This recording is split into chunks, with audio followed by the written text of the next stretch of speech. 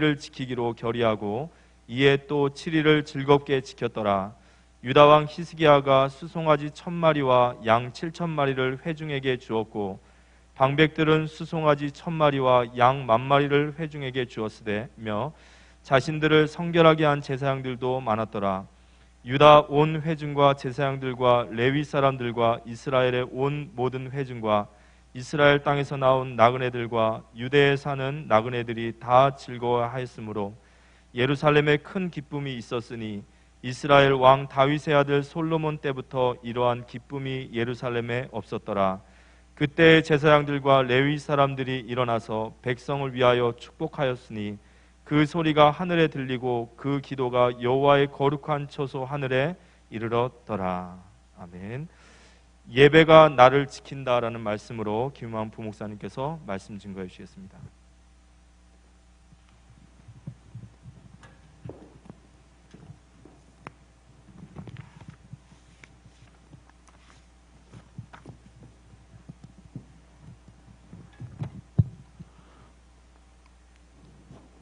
예, 이번 주에 추수감사주일을 보내면서 예루살렘에 큰 기쁨이 있었으니라는 제목으로 말씀을 받았는데요. 수요일에는 예배가 나를 지킨다라는 제목으로 말씀 나누도록 하겠습니다. 히스기야가 6월절 예식 또 예배를 지킨 것 같지만 결국 하나님께서 예배가 또 이스라엘과 히스기야를 또 이렇게 지켰던 그런 내용들을 볼 수가 있습니다. 오늘 밤 목요일 0시 기준으로 해서 1.5단계로 격상이 되는데 그래도 우선 교회는 좌석 대비 30%가 예배에 참석 가능하기 때문에요. 주일날 우리가 그래도 큰 지장 없이 대면 예배를 또 드릴 수 있을 것 같은데요. 그래도 점차 이게 좀 확산이 되면 또 2단계로 또 격상될 수 있기 때문에 좀 기도하면서 우리가 정부 지침에 따라서 우리가 좀 인도를 받아야 되겠습니다. 신앙의 3대 핵심이라고 하면 뭐가 있겠습니까? 신앙의 3대 핵심이라고 한다면 가장 중요한 것이 예배겠죠. 예배는 아무리 강조해도 지나치지가 않습니다. 예배는 하나님을 만나는 것이고 하나님의 뜻을 발견하는 거기 때문에 모든 것의 원인을 파고 들어가 보면 온전한 예배가 되지 않으면 반드시 문제가 오게 되어 있고 실패가 오게 되어 있습니다.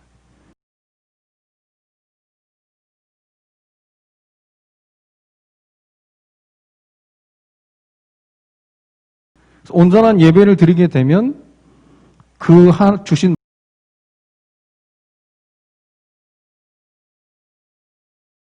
말씀과 함께 동행하게 되어 있죠. 그걸 보고 신앙생활, 신앙을 가지고 사는 것이라고 그러는 겁니다. 살아가는 걸 얘기하는 거죠. 그냥 주구장창 예배만 드리고 있는 게 아니라 예배를 통해 주셨던 은혜들, 말씀을 가지고 사는 걸 얘기하는 겁니다. 그럼 여기서 뭔가 응답들이 오잖아요. 그러면 증거하는 게 바로 예배와 동행과 증거하는 것이 신앙생활의 3대 핵심입니다. 그러니까 깊어지면 깊어질수록 동행과 증거를 통해서는 넓어지게 되겠죠. 만약에 이런 동행과 증거에 대한 삶이 되지 않으면 깊어지긴 깊어지는데 영향력이 없는 거예요. 영향력이 그때부터 이제 정죄하기 시작하는 겁니다. 나는 되고 너는 안 되고 이제 그런 식으로 가게 되기 때문에 우리가 이런 부분을 봐야 되겠고요. 그래서 히스기야가 가장 중요한 걸 회복한 겁니다. 가장 중요한 것을 회복했는데 그게 바로 예배였다는 거죠. 그렇다면 예배가 온전한 예배가 되게끔 우리에게 허락된 세 가지 과정들이 있습니다. 예배 때는 뭐 하는 것이냐? 하나님께 경배하는 것. 그건 너무 추상적인 거고요.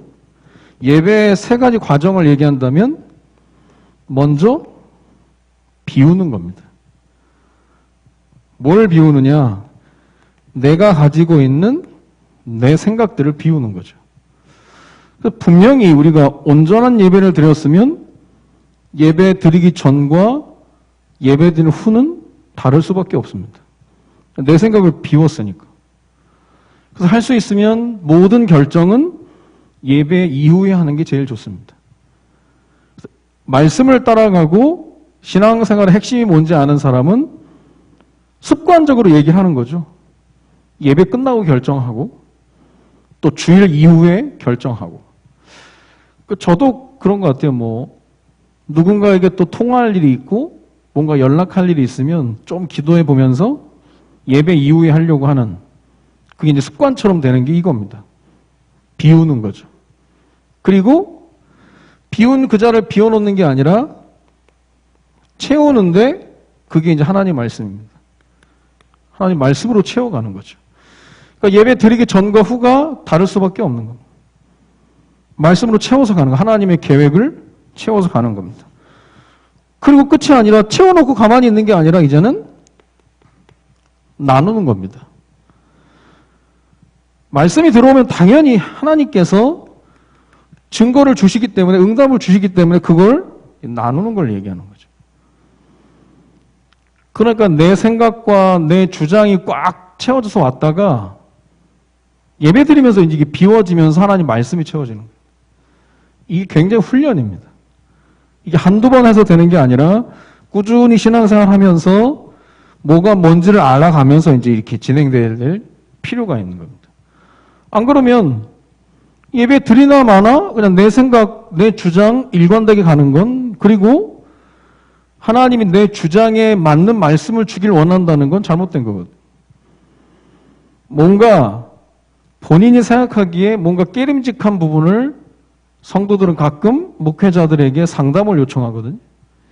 그 심리가 있거든요. 목사님이 자기가 주장하는 것에 대해서 지지를 해주면 그걸 바라고 오는 거예요. 근데 전혀 다른 이야기가 오고 가면 집에 갈 때는 못 들은 척 합니다. 안 들은 걸로 하겠다면서. 그러니까 전혀 안 바꾸겠다는 거예요. 그 말씀 앞에 내 생각이 내려놓아지고 하나님 말씀에 새로운 계획이 채워져야 돼. 그 부분이 안 되어지면 늘 제자리인 거예요. 예배를 드리는데 성장이 안 되는 거예요. 그래서 오랜 동안 그냥 똑같이 한결같이, 그게 이제 뭐 똑같다라는 차원이 아니라 잘하지가 않는 거예요. 그냥 아직도 젖병 물고 있는 아기처럼 뭔가 문제가 오면은 반응하고 뛰어넘고 믿음의 도약을 해야 되는데, 이런 과정이 안 나오면 그냥 자기 수준, 자기 생각대로 그냥 살아가는 거예요. 자, 300년 동안 솔로몬 이후에 나라가 나눠지고 300년 동안 예배가 멈췄다는 건 굉장히 심각한 거거든요. 그럼 예배가 멈춘 이유가 뭐겠습니까? 뭐 여러 가지 이유가 많이 있겠죠. 그걸 히스기야가 돌려놨다는 거거든요. 원상복귀했다라는 거예요. 그럼 뭔가 히스기야는 역사를 알고 시급한 하나님의 계획을 알았다는 거죠. 지금도 마찬가지입니다. 우리가 코로나 시대를 살아가면서, 우리를 코로나 시대라고 안 합니다. 우리는 중직자 시대를 살아가고 있기 때문에 우리는 생각하는 차원이 다른 거죠. 성경은 항상 행동 이전에 우선순위에 대해서 얘기합니다. 행동 이전에 우선순위를 얘기해요. 그 사람의 올바른 우선순위가 행동을 낳는 거니까. 그래서 하나님께서 주신 것이 뭐냐면 십계명입니다. 우선순위예요. 나 외에는 다른 신을 내게 있게 말지니라. 다른 신이 뭡니까? 자기 자신이에요. 자기 자신, 자기의 생각, 그거 하지 말라는 거예요. 십계명. 어쩔 수 없이 인간은 하나님이 주신 것을 누리지 않으면 분명합니다. 다른 것을 누리게 되어 있습니다. 좋은 것이든 나쁜 것이든 하나님 아닌 다른 뭔가를 누리는데, 하나님을 누리지 못하면 다른 것을 누리게 되어 있죠. 다른 것을 쫓아가게 되어 있다니까요. 하나님의 종, 그리스도의 종이 아니면 누군가의 종인 거예요. 돈의 노예가 되든지. 그래서 자기도 모르게 노예로 살아가는데, 뭐의 노예냐? 조건의 노예입니다. 그리고 환경의 노예죠. 코로나로 인해서 지금이 예배할 때냐면서 하는 사람이 있거든요. 뭐 장사를 하다가 사업을 하다 보면 장사가 안 될 때도 있고 잘 될 때도 있잖아요. 잘 되면 잘 되는 대로 이렇게 잘 되는데 예배 드릴 때냐면서. 안 되면 이렇게 안 되는데 예배 드릴 때냐면서. 똑같아요. 그걸 보고 뭐라고 하느냐. 조건의 노예가 되는 거예요. 그 조건과 환경이 바뀐다고 해서 바뀌어지는 게 아니지. 그 사람이 가지고 있는 우선순위입니다. 내 생각이 안 바뀌어지면 그냥 그 모습 가는 거예요. 혹시 히스기야처럼 왜 시대의 6월절 예식 예배가 끊어졌을까라는 생각을 누군가는 했겠죠. 설마 안 했겠습니까? 이게 왜 끊어졌을까 생각을 했을 거 아니에요. 근데 그냥 거기에 머물러 있는 겁니다. 그냥 안 되니까 거기에 머물러 있는 거. 뭔가 싸우려고 안 하는 거죠. 그게 300년 흘렀다는 거예요. 예수님의 비유죠. 누가복음 14장에 보면 예수님의 비유 가운데 뭐 14장 여러 가지 비유가 있는데 큰 잔치 비유가 있습니다. 예수님이 그 왕이 천국 잔치를 벌여놓고 사람들을 초대하죠. 그런데 나는 소를 사서 못 간다는 거예요. 소를 사서 못 가고 나는 밭을 샀기 때문에 못 가고 나는 장가 갔기 때문에 못 간대요. 소를 사고 밭을 사고 장가를 갔다. 우리가 말하는 성공입니다. 성공한 사람이 하나님이 예비해 놓으신 잔치에 못 가겠다는 거예요. 이런 게 그대로 갑니다. 지금도 똑같아요. 왜 못 왔냐? 사업이 너무 바쁘니까. 뭐가 너무 잘 되니까. 또 뭐 해야 되니까 막 그런 일들. 이게 똑같은 내용이에요. 그리고 그 14장 안에 보면 다른 이야기들이 있습니다. 너희가 망대를 세울 때 계산기 두들겨 보지 않겠냐. 망대를 세우려고 하면 공사 기간도 확인을 하고 대금이 얼마나 될지도 확인도 하고 똑같아요. 전쟁을 치를 때도 아니 계산해 볼 거 아니냐. 우리가 너무 약하면 계란으로 바위치기라면 아예 안 하는 게 낫지 않냐. 화친, 사신을 보내서 화친을 요하지 않겠냐. 그 얘기예요. 무슨 말입니까?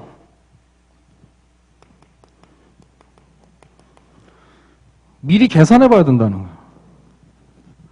미리 계산해 봐야 된다. 내가 예배 드리는 게 낫냐? 아니면 세상 속에 가는 게 낫냐? 그래서 이 누가복음 14장에서 예수님이 제자에 대한 얘기를 합니다. 제자를 한마디로 누가복음 14장에서 뭐라고 얘기하느냐? 이미 세상에 대한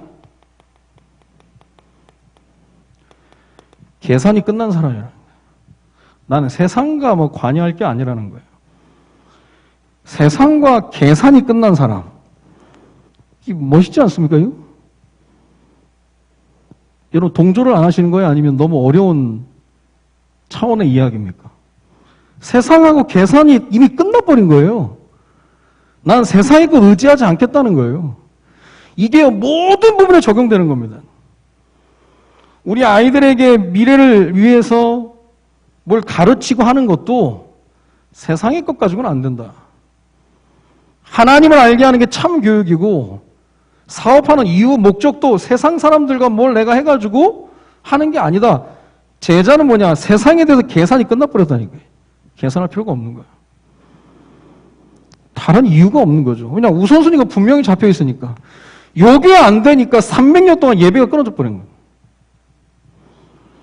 이용규 선교사님이랑 하버드 대학 출신인데 몽골에 가서 선교하는 그 선교사님 있잖아요. 내려놓음이라는 책을 썼고 2편으로 더 내려놓음 책을 썼고 내려놓는다에 대한 의미를 가지고 이제 뭐 여러 간증들을 써놨는데 그 안에 보면 그런 예화가 있죠. 소 대신 예배를 택한 한 자매의 이야기입니다. 예배를 드리려고 하는데 벌러르라고 하는 여자애가 땀이 뻘뻘 흘리면서 예배를 왔더라는 거예요. 그래서 왜 무슨 일이냐 어떻게 왔냐 그랬더니 교회를 오려고 하는데 소가 없어요. 소가. 거기는 이제 농사를 지었는데 소가 가장 유일한 상업수단인데 소가 없어버린 거예요. 소를 찾으려고 막 사방팔방을 뛰어다닌 거예요. 뛰어다니다 보니까 예배 시간이 임박해 와서 포기하고 예배드리러 온 겁니다. 그 자매가 어떤 자매냐? 얼마 전에 같이 기도하는 가운데 귀가 안 들렸었는데 귀가 열려가지고 말씀을 듣게 됐던 복음이 들어간 거죠. 그럼 제대로 들어간 거죠. 소를 찾아야 되는데 찾다가 시간이 안 돼가지고 예배드리러 와서 예배를 앉아있는 모습을 보니까 선교사님 얼마나 마음이 찡합니까? 얼마나 귀하겠습니까? 그래서 간절히 기도했던 하나님, 저 자매의 믿음의 결단과 고백이 부끄럽게 되지 않도록 기도하고요. 같이 함께 예배를 드리고 끝나고 나왔더니 교회 앞에 소가 와 있더라는 거예요. 교회 앞에 소가 와 있더라는 거예요. 무슨 내용입니까? 이 자매가 소 찾으러 다녔으면 그날 예배는 못 드리는 거예요. 그런 큰 증거를 얻을 수가 없는 거겠죠. 근데 소 대신 예배 드리러 왔는데 하나님이 소를 찾아준 거예요. 내가 세상의 방법? 아니다. 계산이 끝난 사람. 요즘 부모들, 우리 이제 아이들도 이제 커가면서 이제 얼마나 많이 아이들 가르치는지. 요즘 그러면 코로나 때문에 이제 좀 잠잠한 것 같아요. 얼마나 많은 걸 가르치고 경험하게 하고 그렇습니까? 근데 물론 우리 그게 다 필요 없다 그게 아니라 그걸로는 안 된다는 거죠. 계산이 끝난 사람. 근데 문제는 뭐냐? 역대 왕들이 이런 결단이 없었다는 거죠. 그러니까 하나님 말씀에 예배를 드려야 된다는 걸 다 알고 있는데 끊임없이 우리말로 주저주저 하는 거예요, 그냥. 갈까 말까, 할까 말까, 올까 말까, 예배 드릴까 말까. 계속 갈등하는 겁니다. 아니, 먼저 그의 나라와 그의 의를 거라 다 아는데 이게 갈등이 생기는 거예요. 그러니까 하나님 앞에서 순종의 속도가 느려지는 거죠. 순종의 속도가 느려져요. 순종의 속도가 느려지면 어떻게 되는지 압니까? 그 느려진 틈을 누가 쳐들어오냐? 마귀가 딱 틈을 파고 들어옵니다. 마귀가 틈을 파고 들어와요. 그래서 우리가요, 예배 드리려고 딱 마음 작정하면 무슨 일이 있어도 예배 드립니다. 교회 가려고 딱 짐 싸서 결단하고 출발하면 그냥 오는 거예요, 그냥. 갈까 말까 고민하는데 애기들 꼭 똥 쌉니다, 그때. 아이고, 기저귀 갈아야 되겠다면서 주저앉아버리죠. 애들이 옷 버린다니까요? 희한해요. 희한하지. 똥을 하필 그때 싸고 옷을 그때 다 버리고 혹시 그때 누구 손님 오고 그럼 내 마음속에 아직 계산이 안 끝나버린 거예요. 그러니까 오니까 그냥 얼쑤 좋구나 그냥 어쩔 수 없다면서 딱 합리화시켜버리는 거죠. 누가 왜 교회 못 왔나 얘기하면 너무 합당하게 얘기할 수 있어서 그냥 행복한 거예요, 그냥. 아니, 이래서 못 갔으니까. 원래는 가려고 했는데, 이런 상황이 이렇게 돼가지고, 이렇게 될 수밖에 없었다라고 얘기하는 게 마귀의 장난입니다. 그 제자는 세상에 대해서 계산이 끝난 사람이에요. 심지어 내 부모와 친척들을 미워하라는 게 배척하라는 게 아니라 항상 가족들은 2순위라는 거죠. 하나님이 1순위고 하나님이 끊임없이 그 얘기를 하는 거예요. 역대 왕들 하나님도 다 믿고 섬겼지만 왜 300년 동안 예배가 멈췄냐? 그냥 2순위예요, 그냥 하나님은. 아직 계산이 안 끝난 거예요. 계산이 끝났으면 어떤 상황에서도 하나님 인도를 받게 되는 겁니다. 그런데 한 사람, 히스기야 한 사람의 믿음의 결단을 통해서 예배에 대한 결단을 통해서 이스라엘 끊어졌던 예배가 회복이 됩니다. 그러니까 많은 사람이 필요한 게 아니라 한 사람. 우리 지난주에 우리 판교 한빛교회 김현숙 장로님 간증을 들었습니다. 남는 게 뭡니까? 한 사람이죠. 한 사람이 깃발을 들어버리니까 자원하는 사람들이 붙어버리는 거예요. 오전에 메시지가 똑같아요. 히스기야가 예배 회복해야 된다. 딱 깃발을 드니까 자원하는 사람들이 붙어버린다니까요. 가정에서도 마찬가지예요. 지역에서도 마찬가지고. 한 사람입니다. 이 한 사람. 우리가 역대하 30장 전체를 좀 봐야 돼요. 역대하, 역대상, 역대하는 역대 왕들의 이야기인데 썩 좋은 얘기들이 많이 없어요.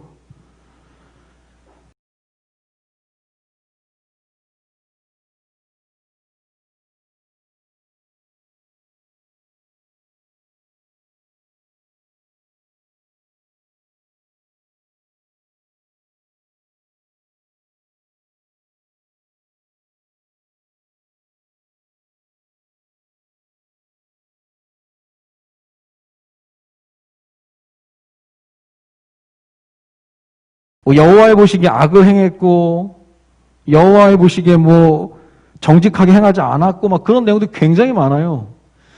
그래서 히스기야나 요아스나 그런 왕들 몇 명 빼고는 참 씁쓸한 내용들이 참 많이 있는데 이번에는 30장 내용은 히스기야의 굉장히 좋은 내용입니다. 역대하 30장 1절에 보면 에브라임과 므낫세 지파에 편지를 보내서 예배하자고 보내요. 지금 히스기야는 남유다입니다. 솔로몬 이후에 북이스라엘 남유다로 갈라졌잖아요.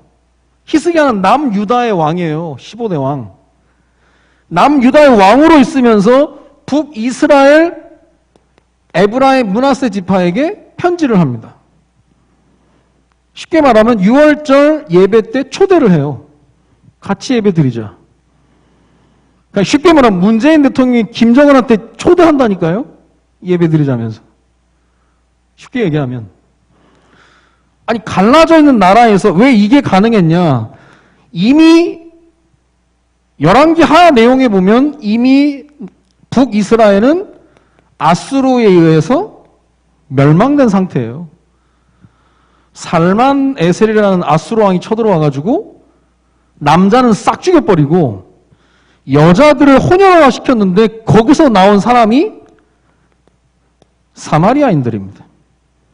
쉽게 말하면 북이스라엘이 비참하게 된 거예요. 왜냐? 예배 놓쳐서.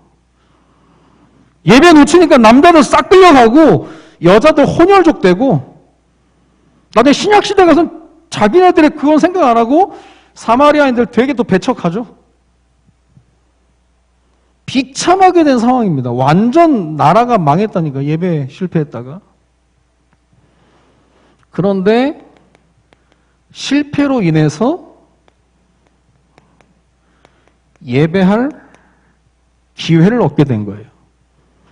만약에 북이스라엘이 기세등등했다면 히스기야가 초대를 했겠습니까? 에브라임 므낫세 지파를. 상황을 들어보니까 아이고 예배 놓쳤다가 저렇게 됐구나. 뭐 정정하는 게 아니라 빨리 정신 차리고 와서 6월절 예배 같이 드리자 얘기를 합니다. 그 상황들이 진행이 되는 가운데 하나님은 남유다 히스기야를 준비해 놓은 거예요. 지금 좀 비슷하지 않아요? 다들 지금 코로나 때문에 예배에 대한 부분을 주저주저 한다니까. 어떻게 되냐면서.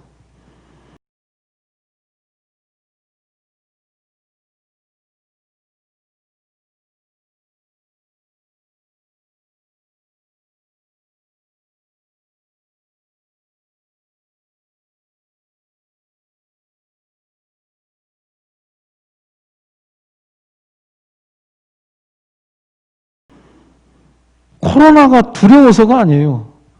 예배 안 드린 데에 익숙해져 버렸다니까.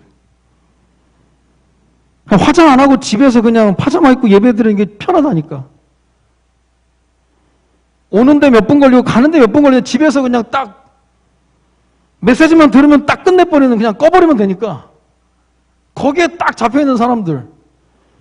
어느 날 어떤 일이 일어날지 모르는 겁니다. 아직 계산이 안 끝났으니까. 하나님이 네 계산 좀 제대로 해볼래? 라고 해서 문제와 사건을 주실 수도 있는 거예요. 실패했지만 남유다 히스기야 왕을 통해서 예배할 기회를 얻게 된 겁니다. 실패가 끝이 아니라는 거죠. 그런 가운데 내용을 보면 원래 아비벌 1월 14일이 6월절 예식인데 이날에 안 하고 2월 14일에 해요. 역사의 내용을 쭉 보면요. 이 날짜를 변경하는 걸 또 맘대로 하면 안 되는 겁니다. 하나님의 약속이니까. 근데 옛날에 여로보암 왕이요. 여로보암 왕이 하나님의 예배를 드리는데 7월 15일 날 드려야 되는데 7월 15일 날 안 드리고 8월 15일 날 드릴 때 하나님이 너는 범죄했다 그랬거든요. 왜냐하면 이때는 지들 편리한 대로 한 거예요. 농번기 피해서 우리가 한가할 때 드리자. 얼마나 그게 못된 겁니까? 한가할 때 드리지. 사실 우리나라 옛날에 대예배라고 한 거 제가 늘 설명하잖아요. 11시 예배가 뭡니까? 아침부터 일어나서 새벽에 일찍 나서 일하다가 점심, 중식 먹기 전에 하이라이트가 11시예요. 가장 중요한 시간. 그때 난 놓고 삼 놓고 예배 드리러 온다니까. 하루에 가장 중요한 시간 하나님께 드리도록 우리가 그렇게 디자인을 해놓은 거예요. 어떻게 보면.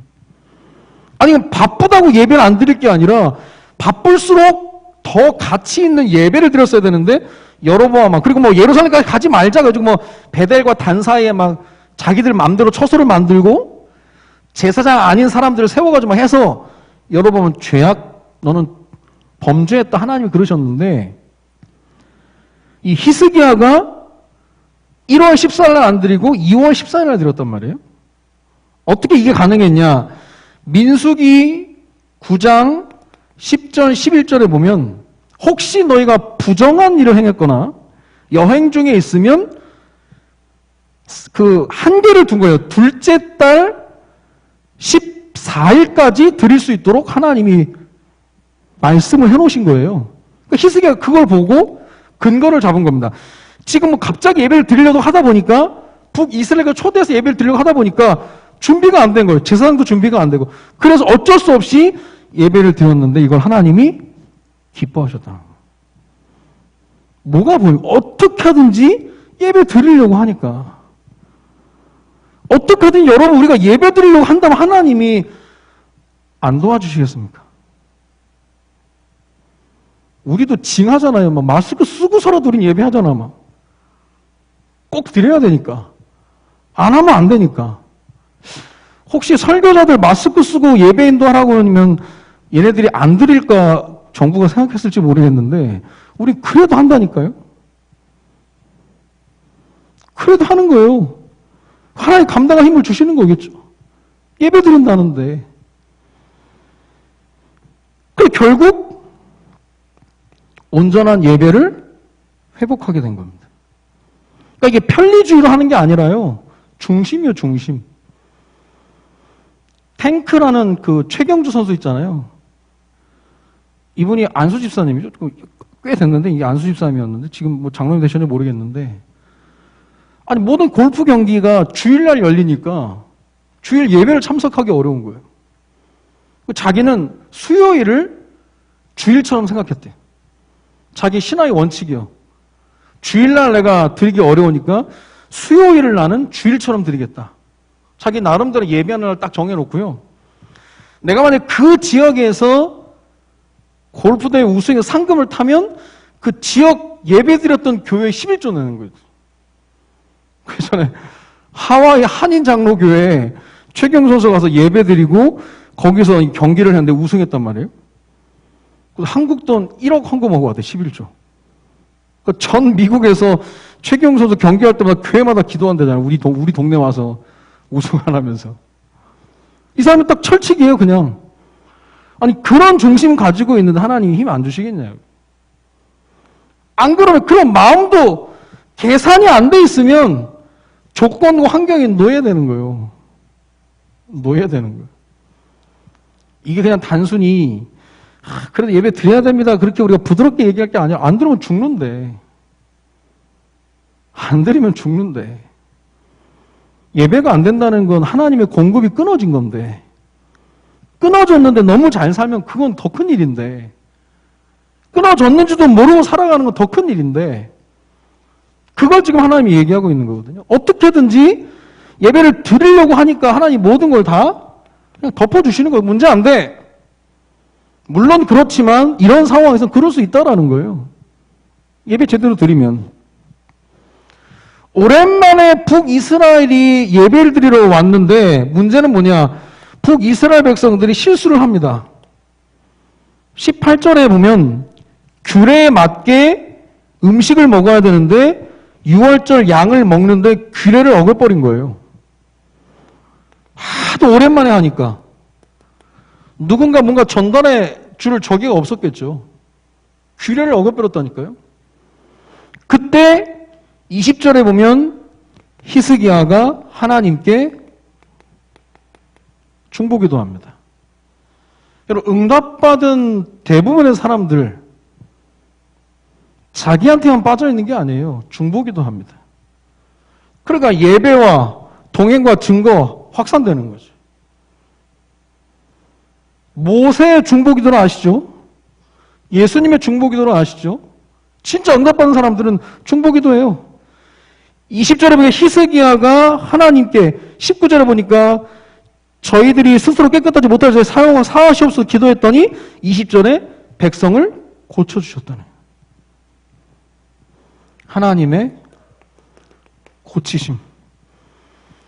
그러니까 이게 하나님이 약속을 어기는 게 아니라 우리가 예배 중심으로 가려고 하니까 우리의 작은 실수까지도 하나님이 다 아시고 고쳐주신다는 거예요. 예배 드릴 때. 요게 어디로 연결됩니까? 그 나라의 큰 기쁨으로 연결되는 거예요. 큰 기쁨으로. 요 역사 이야기를 쭉 보면요. 굉장히 이 히스기야와 6월절 예식에 시작할 때 특이점이에요.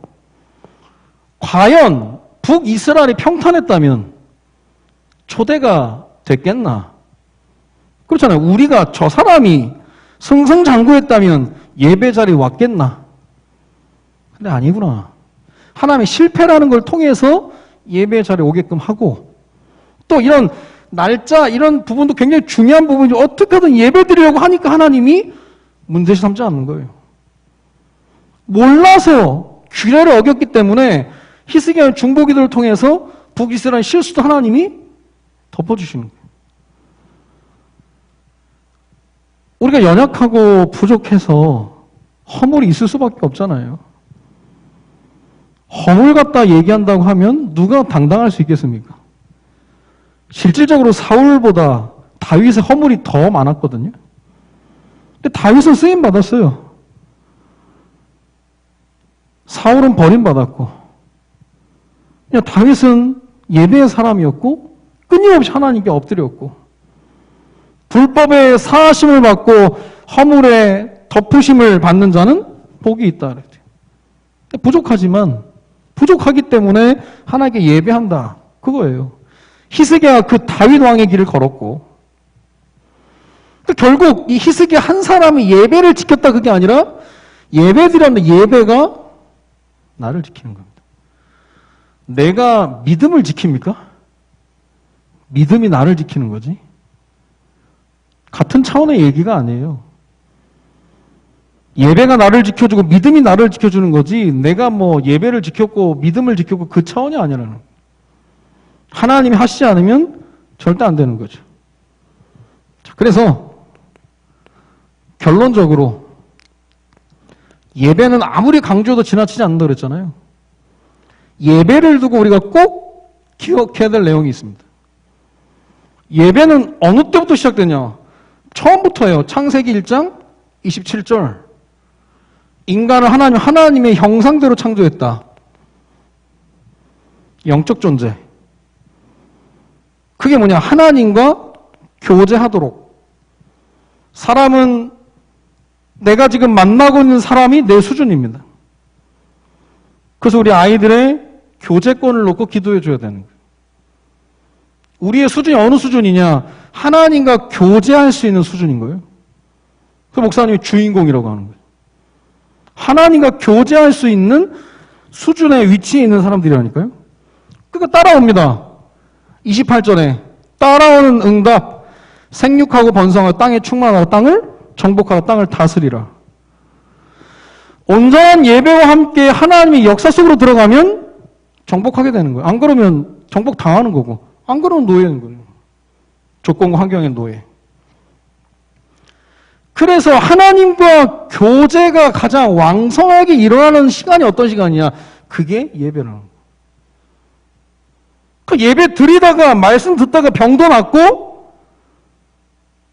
닫혔던 문도 열리고 무너졌던 것들이 세워지게 되고 하는 거예요. 왜냐, 하나님을 가장 왕성하게 누리는 시간이니까. 문제는 뭐냐? 창세기 4장의 가인입니다. 우리가 얘기하죠. 최초의 살인자. 동생을 돌로 쳐 죽였으니까요. 그러나 우리가 다시 봐야 될 것은 최초의 예배 실패자라니까. 그래서 소를 사고 밭을 사고 장가하고 이것 때문에 예배를 못 드린다고 하면 그거는 생각해 봐야 될 거예요. 그래서 가장 시급한 것이 예배 회복이라는 거예요. 가장 시급한 거. 연약한 사람에게만 한 게 아니라 지금 성공자에게도 승승장구하는 사람에게도 가장 시급한 것은 예배 회복입니다. 다른 거 아니에요. 2014년 브라질 월드컵 때 우리나라가 16강 실패했잖아요. 그때 이용표 해설위원이 그 얘기했습니다. 월드컵은 경험하는 것이 아니라 증명하는 것이라고. 얼마나 일침입니까? 물론 선수들에게도 따뜻한 격려의 말도 해줬는데 경험하는 게 아니라 증명하는 거예요. 그럼 코로나 시대도 마찬가지예요. 코로나 시대를 경험하라고 하나님 주신 것 같습니다. 아니에요. 코로나 시대는 경험하는 게 아니라 증명하는 거예요. 우리가 세상에 대한 계산, 우리가 막 뭐 철저히 한다고 해서 뭐 완벽히 무슨 면역력 강화가 돼가지고 방역이 철저하게 된다, 그것도 아니거든요. 그것도 무시하는 게 아니라 모든 건 하나님 손에 있다는 거예요. 이때 믿음이 진짜거든요. 코로나 지나고 나서 뭐 하자 그게 아니에요. 지금 우리는 같이 가면서 지금 증명해야 되는 거예요. 야, 믿음 가진 사람들. 그러니까 불신자들 우리가 자꾸 헌금 때문에 모인다고 생각하는데 그건 지들 수준이지 그게. 교회 가면 밥 주냐 하는 그게 그 사람 수준이거든요. 밥 주는데. 그 수준이에요. 아, 저것들 헌금 때문에 저 모인다. 아니라니까 우리는. 코로나 시대는 우리가 경험하는 시대가 아니라 증명하는 시대라는 거예요. 이렇게라도 우리는 예배를 드린다는 거예요. 어떤 상황에도 우리는 예배를 드려야 되니까. 내가 있는 자리를 예배 자리로 바꾸고. 그러니까 시급한 게 이겁니다. 너무 우리 자녀들, 우리 남편, 그래서 아내분 따라 겨우 오는 남편들, 아니면 혹시 남편 따라 오는 아내분들, 엄마 따라 겨우 오는 아이들이 주로 열받으면 하는 얘기가 뭡니까? 예배 안 드린다는 얘기지. 교회 안 간다면서. 그건요, 대대로 써먹어. 아버지가 그러면 지 아들도 그래. 만만한 게 교회 안 간대. 만만한 게 예배 안 드린대. 예배 잘 드리는 엄마가 제일 싫어하는 말이니까. 그러면서 묵인지하는 거예요. 대물림이죠, 그게 아주. 예배 회복. 중요합니다. 그런 가운데 하나님께 예배를 통해서 우리에게 주시는 삶의 지혜가 뭡니까? 뭔가에 대한 선택입니다. 선택.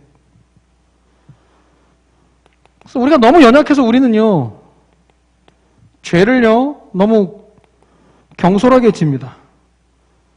죄를 너무 경솔하게 짓고 하나님 앞에 순종해야 될 일은 희한하게 굉장히 신중하게 생각해요. 해야 되냐 말아야 되냐. 아, 죄는 그렇게 경솔하게 짓는 사람이 순종은 또 굉장히 신중하게 한다니까. 이게 바뀌어져야 되는 거예요. 혹시 우리가 죄악의 길에 가고 있다면 신중하게 생각해서 그 길을 피해야 되겠지만 순종은요, 어떻게 보면 경솔하게 해야 되는 거예요. 순종할 일이 있으면 그냥 바로 당장 그냥 해버리는 거예요, 그냥. 순종을 경솔하게 한다고 해서 실수하냐? 절대 아닙니다. 그거 헌금 우리가 막 그렇게 못하는 분들이 가끔 사기당하는 경우 많잖아요. 굉장히 보이스피싱한테는 굉장히 경솔하게 결단하고 해가지고 늘 얘기하는 게 택시 타고 가서 사기당하고 하나님 순종은 굉장히 신중하게 하고 근데 순종은 경솔하게 하는 거 그냥 에라 모르겠다 하나님 책임져 주시겠지. 그게 좀 너무 무식해 보이는데 나중에 하나님 증거를 주시더라고. 제가 지난주에 강단 꽃꽂이 얘기했잖아요. 송도에서 권사님, 장로님 오셔가지고 수고하는데 우리가 청라에서 좀 해야 되지 않겠나. 예배 마치고 기도하고 내려가 봤더니 저한테 카톡이 와 있더라고. 장로님이 연락을 주셨더라고. 그래서 통화를 해보니까 너무 하고 싶은데 기술이 없으니까 저는 못하는데요. 꽃 살 수 있는 돈은 제가 헌금하겠다며. 그래서 매주 조금씩 하겠다고 이렇게 저한테 전화가 오셨더라고요. 경솔하죠. 순종은 경솔하게 하는 거라니. 경솔하게 하는 거예요. 나머지 하나님 채워줄 테니까. 그 제가 너무 감사하다고 카톡을 보냈더니 답장이 오셨더라고. 감당할 수 있도록 기도해 달라고요. 그럼 기도하죠. 여러분 그 꽃꽂이요 아무것도 아닌 것 같죠. 여러분이 기술을 가지고 할 수 있으면 또 좋고요. 내가 헌금이라도 해서 할 수 있으면 동참하면 되는 겁니다. 그런 건 경솔하게 하는 거 경솔하게. 다른 걸 경솔하게 하는 게 아니고. 남들은 모르죠. 그런데 나중에 자기도 모르게 하나님의 채우심이 보여지는 겁니다. 하나님이 차근차근 채워가시는 그런 게 보여진다니까요. 아시잖아요. 짐 엘리엇이라는 선교사. 명문대학교 휘튼대학교를 수석으로 졸업한 초엘리트예요. 엘리트. 이거 진짜 엘리트입니다. 엘리트가 에콰도르 아우카족 가겠다는 거예요. 다들 뭐라 했죠. 그 머리를 가지고 왜 그런 데를 가? 오지를 가냐고. 그 친구 5명하고 믿음의 동맹을 맺어가지고 에콰도르 아우카족, 미 전도 종족이죠. 창 들고 덤비는 애들. 갔어요. 혹시 모르니까 총도 가져간 겁니다. 근데 총은 혹시 뭐 위험한 상황 올 때 5명 가자마자 헬기에서 내리자마자 창에 찔려 죽었거든. 다 죽었어요. 총 있었는데 안 쐈다니까? 내가 여기서 총을 쏘면 다음에는 절대 선교사들 못 들어오니까. 그러니까 명문대 졸업생들이 선교하겠다고 오지에 가가지고 창에 찔려 죽고 나니까 미국 뭐 그 언론사가 난리가 난 거예요. 이런 낭비가 어딨냐면서. 이건 낭비다. 왜 그런 짓을 하냐 무모하게. 그때 부인이 얘기했죠. 다시는 낭비라는 얘기 쓰지 마라. 제 남편의 꿈이 그거였다. 오지에 가서 순교의 피를 흘리는 거. 그래서 그 부인이 또 거길 들어가죠. 짐 엘리엇 부인이. 또 근데 그 종족들이 여자를 죽이는 걸 되게 수치스러워 한다네. 여자를 안 죽였어요. 자식들도 낳고 거기 살면서 나중에 자기 아버지를 비롯해 친구들이 죽었던 그 자리에서 그 자녀들이 거기서 세례를 받죠.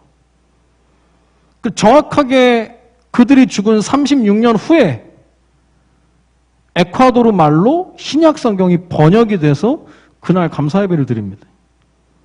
모르는 거예요, 모르는 거. 언론사에서는 그게 낭비라고 얘기했는데 낭비가 아니었어요. 그래서 그 짤막짤막한 영상이나 그런 내용들을 보면 기가 막힌 거죠.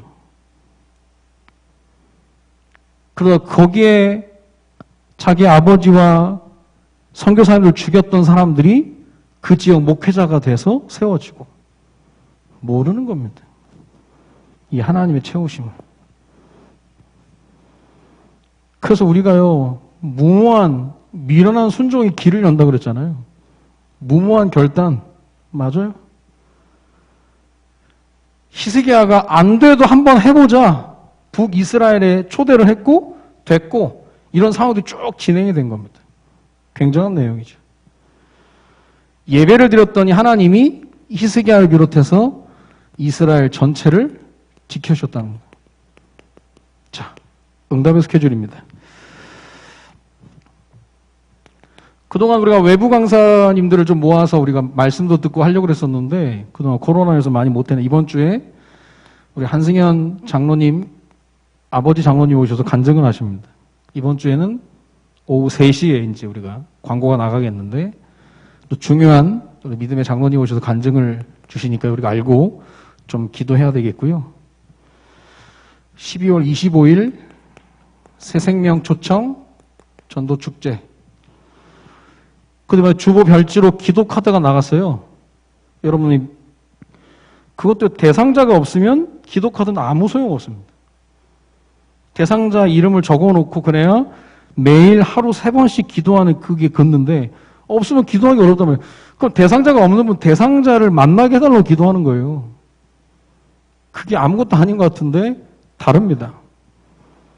그래서 여러분이 양육하는 사람들 자꾸 권면해 주면서 이게 교회의 중요한 흐름이다. 자꾸 같이 체크해보면서 하는 겁니다. 새생명 초청을 놓고 기도해야 되겠고요. 목사님 얘기하셨던 것처럼 남전도의 구역을 위해서 기도해야 되겠죠. 그리고 영산업인 모임을 놓고도 우리가 함께 생각하시다 조용히 기도하고 있으면 또 하나님의 중요한 시간표들이 오게 되어 있습니다. 이런 응답의 스케줄을 놓고 우리가 기도해야 되겠습니다. 내가 예배를 지키는 것이 아니라 예배가 나를 지킵니다. 다른 게 아니에요. 예배가 히스기야와 이스라엘 전체를 지킨 겁니다. 이건 체험해 봐야 되는 거예요. 내가 뭘 하고 그런 게 아니고요. 예배만 드렸을 뿐인데 하나님이 조금 내가 경솔하게 순종하고 했는데 하나님께서 모든 것을 진행해 주신다는 걸 체험해 봐야 되는 겁니다. 그래야 아이들에게도 할 얘기가 있는 겁니다. 그냥 무작정 저기 하는 게 아니고요. 증거 앞에서는 아무도 얘기할 수 없기 때문에 예배가 나를 지킨다는 사실을 알고 예배를 통해서 하나님 인도와 보호하심을 맛보는 은혜가 있어지기를 주님의 이름으로 축원드립니다. 기도하겠습니다. 살아계신 하나님, 히스기야 한 사람이 일어나서 300년 동안 끊어진 예배를 회복하고자 할 때 하나님 모든 것을 함께 해주셔서 온전한 예배가 되었던 것처럼 우리 교회에서, 가정에서, 현장에서 우리 자신들이 예배 회복을 위한 한 사람으로 설 수 있도록 주님이 축복하여 주옵소서. 여러 가지 문제와 사건, 상황 가운데 끌려다니는 노예가 되지 않게 하시며 그런 상황 때문에 도리어 더욱 예배하며 더욱 하나님 바라보며 믿음의 도약이 있어지도록 주님이 인도하여 주옵소서.